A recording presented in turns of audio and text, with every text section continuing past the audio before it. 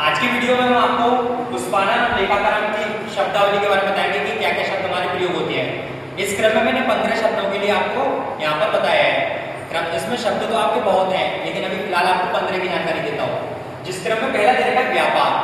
तो जैसा कि आप जानते हैं कि व्यापार हमारा बिजनेस होता है।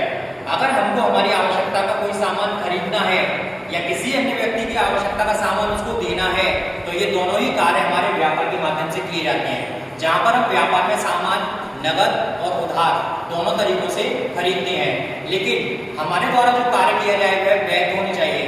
ऐसा नहीं कि अगर आप कहीं से चोरी का सामान खरीद कर उसको बेच रहे हैं तो व्यापार की श्रेणी में नहीं आएगा। इस क्रम में अगला दे रखा है पूंजी। किसी भी व्यक्ति विशेष के पास जितनी भी नगद धनराशि, चाहे वह उसकी बैंक में हो, उसके पास नगद मौजूद हो, उसकी जितनी भी संपत्ति है, इस सब का योगफल हमारा पूंजी में आता है। अगर आप दूसरे शब्दों में कहें तो कोई भी व्यापारी जब अपना व्यापार प्रारंभ करता है तो व्यापार प्रारंभ करते समय उसके पास जितनी भी नगद धनराशि, संपत्ति या जो भी चीजें उसके पास होती हैं, वह सारी चीजें उस व्यक्ति विशेष की पूंजी कहलाती है, जिसको हम बोलते हैं कैपिटल। अगले क्रम में है लेन देन। लेन देन होते हैं आपके ट्रांजैक्शंस, यानी कि हम व्यापार में जो भी चीजें ले रहे हैं या दे रहे हैं वह सब हमारे लेन देन में आएंगे, और जिसके जो भी ट्रांजैक्शन होंगे, चाहे वह नगद हो या उधार, हमको दोनों का लेखा पुस्तकों में करना पड़ता है। माल होता है गुड्स।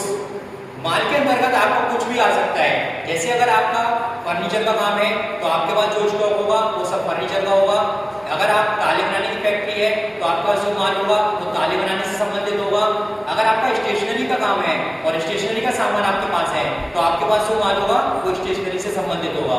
तो जिस व्यवहार को आप करते हैं व्यापार के अंतर्गत, वह समस्त प्रोडक्ट हमारे लिए क्या होते हैं? माल।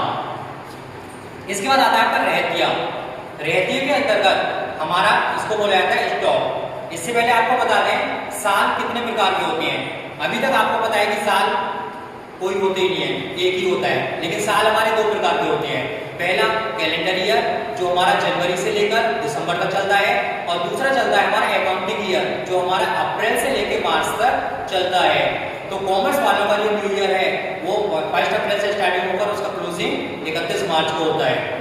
जिसमें रहतिया, अगर वर्ष के प्रारंभ में यानी कि 1 अप्रैल को आपके पास पिछले वर्ष का जो माल है वो हमारे लिए प्रारंभिक रहतिया होगा, और अगर वर्ष के अंत में यानी कि 31 मार्च को जो माल हमारे पास बिना बिका हुआ रह गया वो हमारे लिए क्या होगा?